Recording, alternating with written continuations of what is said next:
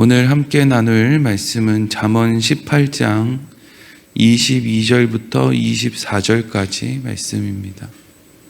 잠언 18장 22절에서 24절 말씀 같이 읽겠습니다. 아내를 얻는 자는 복을 얻고 여호와께 은총을 받는 자니라. 가난한 자는 간절한 말로 구하여도 부자는 엄한 말로 대답하느니라. 많은 친구를 얻는 자는 해를 당하게 되거니와 어떤 친구는 형제보다 친밀하니라. 아멘. 오늘은 상황 파악을 못하는 사람이라는 제목으로 말씀을 나누도록 하겠습니다. 우리가 잠언 18장의 말씀을 통해서 공동체가 중요하고 공동체를 잘 지키는 것이 중요하고 또 그것을 하는 것이 하나님을 믿고 신뢰하는 사람의 마땅한 삶의 행동이다 하는 것을 함께 나누었습니다. 우리가 우리의 주장을 그렇게 열심히 하지 않아도 되는 이유는 하나님께서 이 세상을 주관해 가시기 때문이죠. 이 땅 가운데 예수 그리스도를 보내달라고 한 사람도 하지 않았는데 하나님께서는 이 땅에 쓸만한 사람이 하나도 없는 상황 가운데 그 죄인들을 위해서 하나님이 메시아를 보낼 계획과 그것을 성취하시는 일을 하나님이 온전히 행하셨다는 것이죠. 우리가 깨어 있어서 부르짖어서 하나님의 뜻을 이루어서 예수님을 십자가에 좀 못 박아 매달아서 우리를 좀 살려달라고 하는 생각 자체를 인간은 못하는 것인데 그러한 일을 하신 것이 하나님이시기 때문에 하나님께서는 선하신 하나님의 역사를 주관에 가시는 거구나. 그리고 우리에게는 하나님 사랑과 이웃 사랑이라는 것을 가르쳐 주심으로 화목과 화평을 이루는 삶을 살으라고, 먼저 하나님과 화목하고 또 사람들과 화목한 그러한 삶을 사는 것이 우리 인생의 첫 번째구나 라는 것을 우리가 알 수 있는 것이죠. 그러니까 이러한 관점에서 가만히 생각해 보면은요, 예전에 저 신학교 다닐 때 집에 반대를 무릅쓰고 신학교에 왔다, 집에 반대를 무릅쓰고 나는 선교사를 간다, 이런 이야기를 하는 친구들이 종종 있었거든요. 여러분들은 어떻게 생각하십니까? 집에 반대를 무릅쓰고 내가 목사가 돼야 되겠다, 집에 반대를 무릅쓰고 내가 선교사가 돼야 되겠다. 왜? 나는 왜 꼭 선교사가 돼야 되고 나는 왜 꼭 목사가 돼야 되죠? 나를 키워주신 아버지 어머니와 원수가 되면서 무슨 이유로, 그 안에 하나님의 무슨 뜻이 있어서, 근데 그것을 오히려 칭찬해 줬단 말이죠. 너 참 훌륭하구나. 저 신학교 다닐 때는 그런 사람들을 칭찬해 줬습니다. 너 참 결단력이 있구나. 하나님을 사랑하는구나. 막 이제 그렇게 칭찬을 해주고, 교회 목사님을 찾아가서 목사님, 제가 신학교를 가려고 하는데 부모님이 반대를 하십니다. 제가 선교사를 나가려고 하는데 부모님이 반대하십니다. 이러면 목사님들이 뭐라고 얘기했을까요? 기도해, 담대한 마음을 가져, 이런저런 말을 했겠죠. 근데 항상 끝은 그래도 가정의 화목을 먼저 지켜야지, 네가 선교사 안 간다고 세상이 망하냐? 이렇게 이야기해 주는 사람은 한 번도 못 봤습니다. 왜냐하면 그러면 꼭 하나님 앞에 죄 짓는 것 같고 뭔가 내가 게으름을 피우는 것 같고 이렇단 말이죠. 근데 문제는 뭐냐면요, 그렇게 가정을 등지고 부모와 원수가 돼가지고 신학교에 오거나 또 그렇게 해서 선교사 나간 사람들은요, 얼마나 다른 사람들을 판단하기 좋아하는지 모릅니다. 내가 희생과 헌신을 했다라고 하는 그것이, 그 의가 그 안에 있는 사람들은 때로는 아주 무섭게 돌변하는 것을 종종 보게 돼요. 그것도 못해? 그 정도 결단도 못해? 그래가지고 무슨 선교사야? 그 정도 해가지고 무슨 신학생이야? 이러면서 이제, 그러니까 사실 어떤 부분을 하나님이 그렇게 기뻐하시겠느냐고요. 부모님과 원수 짓고 선교사로 나가서 거기 있는 사람들 판단하고 정죄하고 그렇게 하는 걸 하나님이 기뻐하시겠습니까? 하나님이 이 세상의 역사를 주관해 가신다라는 것을 안다면 나에게 맡긴 것이 화목과 화평을 이루고 하나님 사랑을 내가 먼저 하나님과 사랑을 하고 그 하나님의 사랑을 이웃에게 전하는 것이 내 인생의 목적이라는 걸 안다면 때로는 기다릴 수 있고 때로는 포기할 수 있고, 내가 목사 되는 거 포기하면 지옥에 갑니까? 하나님에게 벌을 받습니까? 선교사 하는 거 포기하면 내가 지옥에 가겠습니까? 하나님에게 혼이 나겠습니까? 그러니까 신앙생활을 이상하게 성경 말씀대로 우리가 배우지를 못하고 자기 열심히 가득한 설교자를 통해서 하나님의 말씀을 배우다 보니까 뭔가 채찍질이라고 열심히 하지 않으면 하나님에게 혼이 날 것 같은 그런 식의 신앙생활을 하게 된다는 것이죠. 자, 오늘 공동체를 화목과 화평으로 이끌어 가야 되는 우리의 어떤 모습에 대해서 다시 마지막 부분 22절 먼저 같이 읽어보겠습니다. 시작. 아내를 얻는 자는 복을 얻고 여호와께 은총을 받는 자니라. 아멘. 이 22절에서 아내를 얻는 자라고 하는 말은 누구나 결혼을 해서 얻는 그런 아내를 이야기하는 게 아니고요. 요즘 TV에서 참 이게 그런 장면이 너무 많이 나와서 참 안타까운 게 뭐냐면요. 자꾸 이 결혼한 사람들이 이런 연애 프로 같은 데에서 결혼 안 한 사람이 아우 형님 저 이제 결혼하려고요 이러면 손을 내저으면서 아니 왜 그런 선택을 했어? 다시 한번 생각해봐. 이제 막 이렇게 반응을 한단 말이에요. 결혼하지 말란 얘기거든요. 나 결혼해보니까 너무 피곤했어. 아우 여자랑 사는 거 너무 피곤해. 아우 부인이 하나도 도움이 안 돼. 맨날 바가지 나가 있고. 다시 생각해봐 다시. 아니 무슨 TV만 틀면 여기도 하지 말라 저기도 하지 말라. 결혼하라고 권면하는 방송은 본 적이 없어요. 재미가 없어서 그런가? 맨날 방송 틀면 그런 거 하는데 젊은 사람들이 그렇게 좋아서 결혼하겠다고 하겠습니까? 애들 나오는 방송은 우리 아이가 달라졌어요인데 결론은 달라졌어요인데 1시간 내내 이상한 짓 하는 애를 그냥 계속 보여주니까 그냥 그걸 보면 아유 애 나오면 저런 애가 나오면 아주 내 인생 끝장이다 아주. 그러니까 아유 참. 여기 22절에서 아내를 얻는 자는 복이 있다라는 것은 일반적인 사람들이 얻고 지지고 먹고 사는 그런 아내를 이야기하는 것이 아니라 70인역 성경 번역을 보면 앞에 이런 말이 있습니다. 좋은 아내를 얻는 자. 좋은 아내는 어떤 아내일까요? 좋은 아내. 어떤 여자가 돈이 아주 많아요. 그래서 결혼을 했는데 자기가 돈이 많다고 남편을 그냥 막 무시해요. 좋은 아내입니까? 어떤 여자는 자기가 지식이 많고 배운 게 많다고 막 교수고 선생이고 이렇다고 해서 좋은 아내가 될 줄 알고 결혼을 했는데 맨날 남편도 막 가르치려고 들고 자식들도 그냥 막 가르치려고만 하고 이렇게 해요. 좋은 아내입니까? 바른 말을 하는데 가족들에게 상처가 되는 말을 막 해요. 이런 이야기 저런 이야기를 막 사람들에게 막 해요. 막 아내가 막 부지런하고 지혜롭고 다 좋은데 막 그냥 사람을 막 그냥 편안하게 내버려 두지를 않아요. 그러면 이거는 항상 남편 입장이거든요. 남편 입장에서 그냥 어떤 아내를 좋은 아내라고 하겠어요? 좋은 아내의 핵심이 뭐겠어요? 좋은 아내, 좋은 엄마 핵심은 가정의 화목, 가정의 평화, 그거 아니겠어요?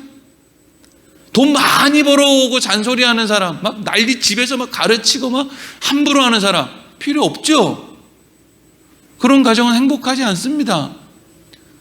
여기서 좋은 아내를 얻는 자는 복이 있다라는 것은 집을, 가정을, 자녀들을, 이 관계를, 그래서 막 아버지하고 자녀들이 뭐가 막 안 맞아도 어머니만 나타나면 그냥 막 화해가 되고, 자녀들끼리도 사이가 안 좋다가도 이번에 우리 어머니 생신인데 그래도 우리가 이렇게 해야지 라고 하는 그 중심에 계시는 그 어머니가 있는 그 어머니가, 그 아내가 좋은 아내거든요. 그러니까 그렇게 좋은 아내를 얻는 자는 뭐가 있어요? 복을 얻었다. 그리고 여호와께 은총을 받은 자다 이러거든요. 그럼 우리는 이런 말씀을 들으면 어떻게 생각하냐면, 그러면 내가 아직 결혼을 안 했는데 좋은 아내를 달라고 하나님께 기도해야 되나? 아니요. 그게 이제까지 우리가 좀 착각 속에서 사는 거예요. 우리는 좋은 아내를 얻게 해달라고 기도할 게 아니라 내가 좋은 아내가 되도록 하나님께 기도를 해야 되는 거죠. 하나님, 내가 이 가정 공동체에서 좋은 아내의 역할을 해달라고, 할 수 있게 해달라고. 그러니까 이건 여자들에게만 해당되는 게 아니라요, 남자들도 상관없는 거예요. 여기서 좋은 아내라는 것은 돕는 배필을 이야기하는 거예요. 하나님이 아담과 하와를 창조하시고 아담 혼자 있는 것이 보기 좋지 않아서 돕는 배필로 하와를 만들어줬지 않습니까? 그러면 참 사람들이 답답한 게, 그래서 어떤 사람들은요, 여자를 돕는 배필로 만들었으니까 여자가 남자보다 우월하다는 거예요. 이게 너무 웃기잖아요. 그러면 하와를 먼저 만들었으면 하나님이 아담을 돕는 배필로 안 만들었겠습니까? 아니, 남자가 여자를 돕고 여자가 남자를 도우라고 하나님이 만드셨겠지. 남자는 군림하고 너는 돕는 배필로 태어났으니까, 그래, 너는 갈비뼈로 만들었으니까 넌 대단하지? 그러니까 나는 군림할 테니까 넌 열심히 날 도와라, 이러라고 하나님이 만들었겠어요? 참, 왜 사람들이 생각을 그렇게 한쪽으로만 하는지 몰라요. 당연히 하와가 아담에게 돕는 배필이면 아담도 하와에게 돕는 배필이어야죠. 그래야 행복한 가정을 꾸리고 살 거 아닙니까? 그렇다면 하나님께서 이렇게 돕는 배필로, 돕는 자로 아담과 하와를 만들었다면 우리가 늘 하나님 앞에 기도할 때, 하나님, 나를 돕는 아내를 좀 얻게 해주세요 라고 기도하는 게 아니라, 하나님, 내가 돕는 배필, 돕는 남편, 돕는 아내가 되게 해주세요 라고 기도하는 것이 마땅하겠죠. 그러니까 좋은 아내를 얻는 자는 복을 얻고, 이 말은 내가 좋은 아내가 되어서, 좋은 남편이 되어서 다른 사람에게 복을 나누어 주는 것, 이것이 여호와께 받은 은총을 사람들에게 전하는 것이다 라고 하는 것을 우리가 알 수 있는 것이죠. 그러니까 여러분, 공동체는 어떻게 하면 아름다운 공동체가 되는 거예요? 내가 돕는 사람이 되면 되는 거예요. 내가 돕는 사람이라는 것은 일단은 내 뜻, 내 의지는 뒤로 숨기는 거예요. 그게 돕는 거죠. 세상에서 제일 미련하게 상대방을 돕는 사람이 어떤 사람인지 아세요? 며칠 굶은 사람한테 가가지고 고기 사주는 사람. 상대방에 대한 배려가 하나도 없는 거죠. 며칠 굶은 사람한테 고기 사주면 죽습니다. 근데 그걸 모르는 거예요. 막 뭔가 환경 때문에 상처받은 사람한테 가가지고 자기 돈 많다고 막 돈으로 막 그냥 뭐 하려는 사람, 함부로 자기 뜻대로 자기 생각대로 뭐 이거 하려는 사람, 이거 가져가기 싫다는데 이거 갖고 가! 왜 안 갖고 가는 거야? 그냥 갖고 가는 거야! 막 이러고 그냥 막 그 사람의 감정은 생각도 하지 않고 이건 내가 돕는 거니까 괜찮아라고 해서 막 이렇게 함부로 상대방을 내 생각대로 돕는 사람, 조심해야 됩니다. 사주고도 욕 먹어요. 저도 사주고 욕 많이 먹었거든요. 그게 참 어렵더라고요. 때로는 저 사람한테 사줘야 되는 게 맞는데 때로는 그 사람의 마음 때문에 얻어 먹어야 될 때도 있는 거예요. 항상 내 뜻은 뒤로 하고 돕는 대상자의 마음이 어떤지를 잘 살피는 그 배려가 필요하다고요. 여러분, 신앙생활은 우리가 그렇게 그냥 하나님 나 좋은 아내 주세요, 하나님 나 돈 주세요, 하나님 나 좋은 형편 주세요, 이렇게 흘러가지를 않아요. 우리가 하는 기도 가운데 하나님이 보실 때 안타까운 기도 가운데 하나가 뭔지 아십니까? 하나님, 우리 좋은 대통령 주세요. 하나님, 이번에 군수 좋은 사람 되게 해주세요. 그러면 한번 생각해 보자고요. 왜 우리는 자꾸 하나님에게 좋은 대통령을 달라, 좋은 군수를 달라, 좋은 아내를 달라, 왜 이렇게 기도를 하죠? 우리 신앙생활 하는 사람들이 조금 편하게 신앙생활 하고 싶은 거 아니에요? 좋은 대통령을 만나서 내가 조금 더 이 나라에 있는 그리스도인들이, 교회들이 조금 더 편하게 신앙생활하고 싶고, 좋은 아내를 얻어서 조금 더 편하게 결혼 생활을 하고 싶고, 그 안에 그 내용이 있는 거 아닙니까? 하나님, 나 편안하게 예수 믿기 좋은 환경으로 나를 좀 인도해 주세요. 이게 뭐예요? 그만큼 편안하게 신앙생활하고 싶다는 그 마음이 그 기도 안에 담겨져 있는 거죠. 그러면 하나님은 뭐 우리 편안하게 해주고 싶지 않으시겠어요? 편안하게 해주고 싶겠죠. 근데 문제는 뭐냐면 내가 쇳덩어리라는 게 문제잖아요. 내가 이 나라의 대통령도 좋고 군수도 좋고 아내도 좋고 남편도 좋고 내 환경이 다 좋아. 그러면 내가 하나님이 보시기에 좋은 모양으로 내 스스로의 결단과 각오와 깨달음으로 내가 달라지냐고요. 안 달라진단 말이죠. 오늘날 교회들이 다 좋습니까? 교회들마다 가면 막 사랑이 넘치고 막 하는 말마다 다 진리고 막 목사들 보면 전부 다 존경스럽고 그렇습니까? 아니잖아요. 그런 환경 가운데 어떻게 우리들이 변화됩니까?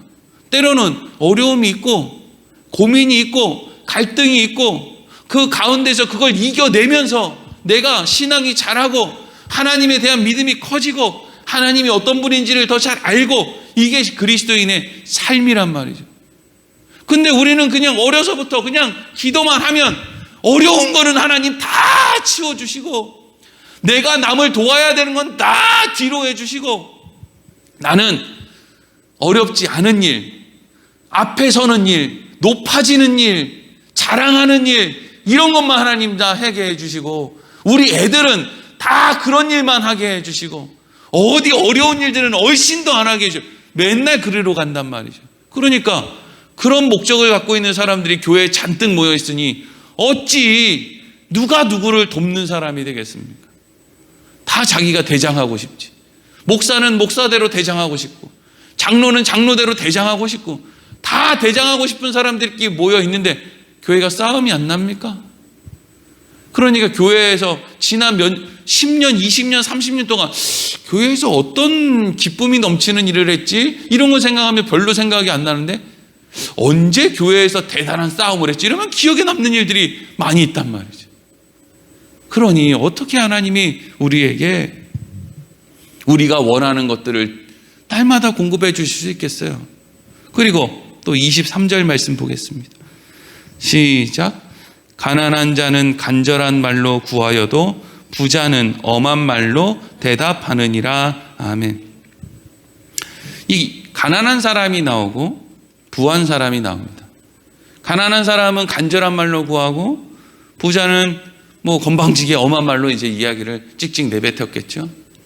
이 두 사람의 모습을요, 이제 주석을 보니까 두 가지의 상황으로 이제 생각을 하는 거예요, 신학자들이.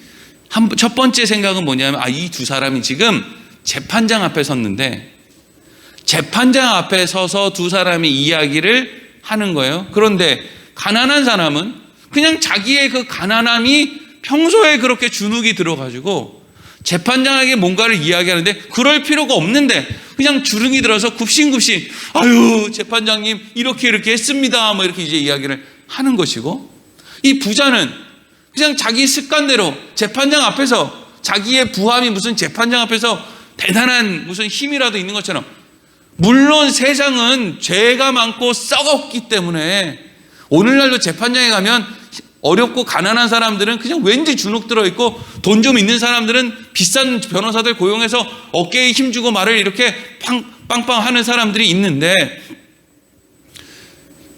그런 이상한 모습의 재판장이 아니라 그냥 일반적이고 그냥 공의가 있는 그런 이제 재판장을 예로 들었을 때, 그 재판장에서 사실 가난한 사람이 간절한 말로 재판장에게 구하는 것과 부자가 엄한 말로 재판장에게 구하는 것, 그 재판장이 정상적인 곳이라면 어떤 사람이 재판장에게 좋은 그런 판결을 받겠습니까? 가난한 자가 강구하는 거거든요. 그게 무슨 뇌물을 바친다거나 무슨 뭐 변호사거든 이런 게 아니라 그냥 재판장에 섰는데, 다윗이 왕이고 솔로몬이 왕으로 재판장에 딱 섰는데, 한쪽에 있는 사람은 자기가 가난하다고 왕이시여 제가 뭐가 이렇게 했는데 너무 부족하고 연약한데 제가 이렇게 했습니다 이렇게 간구하고, 어떤 사람은 솔로몬이나 다윗 앞에 서가지고 자기가 돈 좀 있다고 막 이렇게 이제 거들먹거리고 한단 말이에요. 그러면 이 부자 입장에서는 지금 뭘 못하고 있는 거예요? 오늘 말씀의 제목처럼 상황 파악을 못하고 있는 거죠. 상황 파악을 못하고 있다고요. 내가 지금 상대방에게 어떠한 행동을 해야 되는지, 내가 어떠한 모습으로 삶을 살아야 되는지에 대해서 전혀 상황 파악을 못하고 있는 거예요. 그리고 이게 재판장이 아니더라도 그냥 가난한 자와 부한 사람이 지금 대화를 하고 있다라고 치더라도, 가난한 사람은 부유한 사람한테 왜 굽신거리면서 간절한 말로 구하겠습니까? 뭔가 필요한 게 있겠죠. 그렇지 않으면 뭐 그렇게 하겠습니까? 힘이 있는 부자에게 뭔가 얻어내고자 싶은 게 있겠죠. 그럼 부자는 왜 엄한 말로 대답을 합니까? 저 사람이 나한테 뭔가 필요한 게 있는데 내가 이걸 줄 수도 있고 안 줄 수도 있다. 이러한 생각을 가지고 이제 상대방 앞에서 자기 힘을 과시하는 거거든요. 근데 이건 하나님을 모르는 사람들은 뭐 그러고 살든지 말든지 별 상관이 없는데, 하나님을 아는 사람들에게 있어서 하나님께서 이스라엘 백성들에게 주신 명령 가운데 어떤 명령들이 있냐면요, 부유한 사람들은 가난한 사람들을 돌보아야 될 책임에 대한 명령이 있습니다. 그러니까 부자는 부자로서의 책임을 가지고 살아가는 것이고, 가난한 사람은 가난한 사람으로서의 또한 책임을 가지고 살아간다 하는 거죠. 하나님은 이 세상 모든 곳에 계신데, 하나님은 그 책임을 다 각자에게 맡겨주셨는데, 어떤 사람은 돈 좀 있다고 거들먹거리고 어떤 사람은 돈이 없어서 맨날 굽신거려야 된다. 그거 하나님이 모르시겠습니까? 예수님께서 부자와 거지 나사로에 대한 이야기를 해주셨죠. 부자는 날마다 떵떵거리며 잔치하면서 그냥 부족함이 없이 살았어요. 근데 사실 부자의 문제는 뭐냐 하면 부자의 책임을 다하지 않았다는 거죠. 자기 집 앞에 거지 나사로가 날마다 와 있음에도 불구하고 자기 집에서 잔치하고 남는 음식도 나눠주지 않는, 도무지 이해할 수 없는 그런 행동, 무감각한 그런 행동을 했다는 거 아닙니까? 그러면서 자기는 얼마나 복받고 얼마나 대단하게 잘났다고 그렇게 거들먹댔겠습니까? 그런데 그 반면 거지 나사로는 날마다 그냥 빌어먹고, 그리고 부잣집 앞에서 뭘 달라고 하는데 주지도 않고, 또 몸이 아파가지고 무슨 뭐가 벌레가 뭐 몸을 핥고 막 이제 막 그렇게 이제 살았단 말이죠. 근데 중요한 건 뭐냐면 그 두 사람이 죽었는데 예수님이 무슨 말씀을 하시는 거예요? 누가 낙원에 갔다는 거예요? 나사로가 낙원에 갔. 부자는 어디 갔다는 거예요? 지옥에 갔다는 거잖아요. 그러니까 자기의 책임을 감당하지 못한 부자는 이 땅에서 복을 받은 것처럼 그렇게 보였고 그렇게 살았지만 결국에는 죽어서 지옥에 가게 됐고, 거지 나사로는 가난한 사람의 책임으로 그냥 그렇게 어렵게 살았지만 결국에는 낙원에 가고 천국에 갔다. 중요한 것은 두 사람의 그 이후의 삶이 영원하다는 거거든요. 지옥에서의 영원함, 천국, 낙원에서의 영원함이거든요. 만약에 누군가가 이렇게 묻는다면, 결과를 아는 우리에게 묻는다면, 너는 거지 나사로로 살래? 아니면 부자로 살래? 라고 묻는다면 우리는 뭐라고 대답을 하겠습니까? 지혜로운 사람은 뭐라고 대답을 하겠어요? 저는 어찌 사는 게 중요한 게 아니라 어떻게든 낙원에 가는 삶을 살고 싶습니다. 이렇게 이야기를 하겠죠. 그리고 무엇보다 좀 치사하지만 우리가 만약에 이런 상황에서 대답을 한다면 어떻게 대답할 수 있겠어요? 저는 부자로 살면서 부자로서의 책임을 감당하면서 제가 하나님 나라에 가고 싶습니다. 이렇게 답을 할 거 아니에요. 이게 사실 정답일 거 아니에요. 근데 문제는 뭐냐 하면 하나님도 알고 부자와 거지 나사로 이야기도 아는데, 난 부유한데 책임을 감당하는 부자로 살고 싶다고 말은 하는데 안 한다는 거예요. 안 한다는 거예요. 교회에도 둘러보면 도울 많은 사람이 있는데, 내 형제들 가운데도 둘러보면 돌볼 만한 사람들이 분명히 있는데 그거 안 한다는 거예요. 왜 안 하는 거예요 도대체? 믿는다면서 왜 안 한다는 거예요? 그런 책임이 있음을 말씀을 통해서 늘 아는데 왜 안 하는 겁니까? 그러니까 공동체는 어떤 사람들이 잘 이루어갈 수 있고 화목과 화평을 어떤 사람들이 이루어가는 거예요? 내가 가진 것이 거들먹대라고 하나님이 주신 게 아니라 이것이 책임이 있는 거구나. 이 책임을 가지고 내가 가정도 돌보고 이웃도 돌보고 뭐 교회도 돌보고 또 형제간에도 돌보고 이 책임을 감당하라고 하나님에게 나에게 주신 것이지, 기독교인들 가운데 그냥 막 뭐 투기하고 막 그래가지고 뭘 돈을 어떻게 뻥튀기 하고 맨날 물어보면은 그냥 난 돈이 하나도 없어. 왜 돈이 없어요? 전부 땅 속에 들어가 있어. 땅 산다고 대출 받고 다 이렇게 해가지고 난 지금 돈이 하나도 없어. 왜 그러고 사는 거예요 도대체? 왜? 얼마나 천년만년 살 건데 그 돈을 다 땅에 꼬라박아 놓고 그냥 난 돈이 하나도 없어가지고 나는 남 이웃도 내 형제들한테 내 조카한테 등록금 한번 대줄 돈도 없고 밥 한번 사줄 돈도 없고 그냥 만나면 그냥 뭐 하나 선물 하나 사줄 돈도 없고 다 어디 갔냐 그러면 전부 어디 건물에 넣었다 땅에 넣었다 쓸데없는데 돈 전부 다 꼬라박고 부자로서의 책임은 하나도 감당 안 하겠다고. 그러면 어떻게 좋은 공동체가 되고 어떻게 화목한 가정이 되고 아름다운 또 친인척과의 관계를 맺고 어떻게 하냐고요. 그거 하라고 줬더니 전부 다 대한민국 사람들한테 머리만 조금 튀었다 그러면 뭐 하라고 줬더니 하나님이 주신 거 다 화목하게 살으라고, 이웃과 나누라고, 하나님 사랑과 이웃 사랑 실천하라고 그렇게 달라 그러고 해가지고 줬더니 그냥 1970년 80년대 그냥 열심히 새마을 운동과 함께 새벽 기도를 그렇게 하길래 줬더니 그거 가지고 형제들과 이웃들과 나누는 게 아니라 전부 어디 건물이나 땅속에 전부 처박아 놓고 아직도 돈 없다고. 하나님 그거 더 올려주시면 제가 할게요. 얼마나 더 올려줘야 되는 거예요? 얼마나 더? 1970년 80년대보다 지금 얼마가 더 오른 거예요? 그때보다 지금 얼마나 더 잘 살아요? 근데 아직도 그 책임은 안 하겠고 더 많아지면 할게요. 더 많아지면 할게요. 이러고 있단 말이죠. 그러니 이게 무슨 뭐 좋은 공동체가 될 일이 있습니까? 좋은 가정이 될 일이 있습니까? 여러분, 요즘에 젊은 사람들이 왜 결혼 안 한다 그래요? 손해라요, 손해. 아주 그냥 돈에 그냥 정신이 다 뺏겨가지고 돈 호주머니에 들어가는 거 말고는 관심이 하나도 없어요. 자식은 왜 안 낳는다는 줄 아세요? 손해라는 거예요, 손해. 어제 요즘에 살이 자꾸 쪄가지고 우리 아들들을 끌고 저녁 먹고 저기 종합운동장을 이렇게 뺑글뺑글 돌고 이렇게 오거든요. 어제 13살 먹은 우리 첫째 아들이 이렇게 운동을 한다고 저기를 이렇게 쭉 걸어가는데 13살이면 이제 좀 이렇게 좀 뭐라고 해야 돼요? 사춘기 비슷하게 해가지고 좀 껄렁껄렁 되거든요. 근데 옆에 오더니 제 손을 이렇게 잡는 거예요. 13살짜리 아들이 아빠 손 먼저 잡는 일이 여러분 얼마나 어려운 일인지 아세요? 자랑하는 거예요, 자랑하는. 먼저 와서 13살짜리 그 사춘기가 제 손을 꼭 잡으면서 아빠, 저도 아빠랑 손 잡고 싶어요. 이러고 손을 딱 잡는 거예요.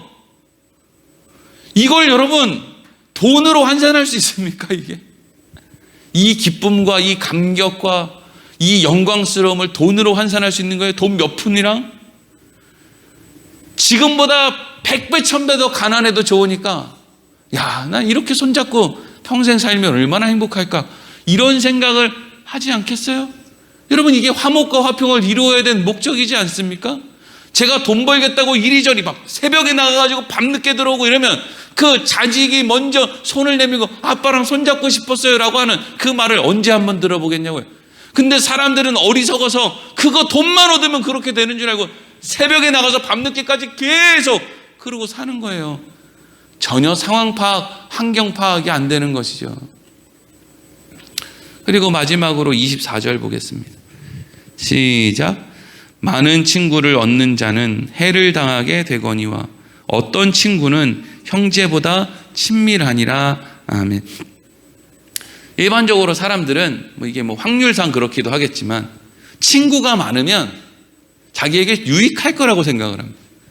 어려서부터 또 부모님들이 또 그렇게 가르치기도 하죠. 막 친구가 많으면, 친구 관계가 좋으면 뭔가 좀 유익이 될 것처럼. 근데 아니죠.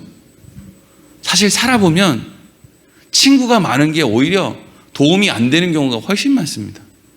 왜냐하면 우리가 생각하고 있는 친구는 그냥 아는 사람이기 때문이죠. 친구가 아니에요.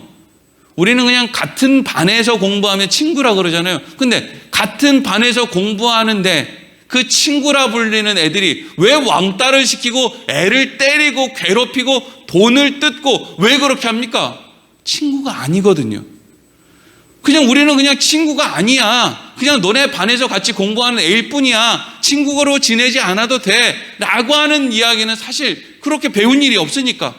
다 친하게 지내야 돼. 같은 반 애들은 다 친구야. 같은 학교 다니는 애들은 다 친구야. 한 동네 살면 다 친구야. 그래서 요즘에 낯선 환경이 뭐예요? 몇 살이에요? 나이가 어떻게 되세요? 나랑 동갑이면 제일 먼저 나오는 얘기가 뭐예요? 친구네. 이래. 아니 나이만 똑같으면 친구야? 여러분, 친구라는 것은 먼저 마음을 나누고 삶을 나누고 내가 저 사람을 배려하고 저 사람도 나를 배려하고 이러한 관계가 유지되는 게 친구지. 얼굴만 알면 친구예요. 무슨 뭐 나이만 동갑이면 친구예요. 말도 안 되지. 그냥 우리나라 사람들만의 독특한 문화예요. 그게 그냥 나이만 동갑이면 야 친구네 말로 차 이런다고요. 참나. 그런데 어떤 친구는 그 중에 몇몇 사람은 형제보다 더 친밀한 사람들이 있대요. 자, 우리는 많은 친구를 얻는 것이 오히려 해가 되는데 우리는 사람들에게 있어서 이런 많은 친구들 가운데 한 사람이어야 하는가? 아니라는 거죠. 해를 끼치는 여러 사람 중에 한 사람이 아니라 내가 나에게 유익이 되는 형제 같은 좋은 친구를 원한다라는 것은 결국 내가 상대방에게 어떤 사람이 돼야 된다는 걸 의미하는 거예요. 내가 상대방에게 좋은 친구가 돼줘야 저 상대방도 나에게 좋은 친구가 돼주겠죠. 그러한 생각을 하지 않고 그냥 친구들만 많이 사귀면 되는 거야. 그 친구들이 나한테 도움을 줄 거야 라고 하는 생각은 얼마나 어리석은 생각이에요. 내가 그 많은 사람들을 다 친구로 만든다는 것은 그 많은 사람들에게 내가 전부 마음을 주고 내가 먼저 헌신하고 내가 먼저 배려하고 이런 관계를 다 맺어야 그 사람들이 친구가 되는데 우리는 그런 관계에 대한 나의 노력은 하나도 생각 안 하고 그냥 친구만 그냥 많이 새기면 너도 내 친구야 너도 내 친구야 말만 하면 그냥 그 사람들이 언젠가 나에게 도움이 될 거라고 생각하는 거예요. 도움이 되냐고요? 오히려 해만 되지. 나에게 도움이 되는 친구는 내가 먼저 그 사람에게 친구로서의 예의, 배려, 섬김 이런 것들을 내가 먼저 해야 그 사람도 나에게 좋은 친구가 되는 것이지. 그렇지 못하면 상대방은 그냥 아는 사람일 뿐이지 좋은 친구가 되느냐고요. 여러분, 좋은 공동체를 만드는데 교회에 사람만 많이 모이면 그 좋은 공동체가 됩니까? 아니잖아요. 좋은 공동체를 만들기 위해서는, 좋은 교회를 만들기 위해서는 내가 먼저 화목과 화평을 이루기 위해서 먼저 희생하고 먼저 헌신하고 양보하고 하는 일들을 해야 좋은 공동체가 이루어지겠죠. 좋은 가정도 아버지 어머니가 그 역할을 잘 감당하면 좋은 가정이 되겠죠. 그러면 그렇게 해서 좋은 교회가 만들어지고 좋은 가정이 세워지고 이러고 좋은 친구를 만들고 이렇게 하면 내가 헌신과 열심과 모든 에너지를 다해서 화목과 화평을 이루는 삶을 살면 자, 결론적으로 그것이 나에게 손해입니까? 아니라는 거예요. 그것이 나에게 유익이라는 거예요. 그것만큼 우리 인생을 보람되게 만들고 우리 인생을 기쁨과 행복으로 만드는 게 없다는 거예요. 어제 우리 아들이 제 손을 꼭 잡으면서 아빠랑 손잡고 걷고 싶었어요 얘기하는데 야, 지난 몇십 년 동안 헛살지 않았구나 라는 생각을 했어요. 뭐 교회고 뭐 가정이고 뭐 다른 걸 둘째 치고 그냥 그 애가 아빠 이러고 손을 딱 잡고 가는데 아, 내가 애들한테 잘해줬구나, 잘 살았구나, 우리 가정을 화목하게 잘 만들었구나, 교회에서도 애들이 아빠를 볼 때 너무 그렇게 이제 못난 아버지로 보이지는 않는구나, 그게 그 화목함 속에서, 그 공동체 속에서 그게 느껴졌단 말이죠.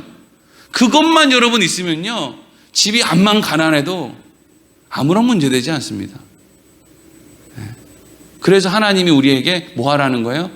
이 세상의 역사는 내가 끌고 갈 테니까 너네는 너희들의 아름다운 삶을 살아라. 어떻게? 화목하게, 화평하게, 좋은 공동체를 이루면서 너도 사랑을 주고 너도 그래서 사랑을 많이 받고 살아라는 거죠. 오늘도 그러한 마음으로, 생각으로 화목과 화평을 이루는 좋은 공동체를 만들어 가기를 소망합니다. 기도하겠습니다.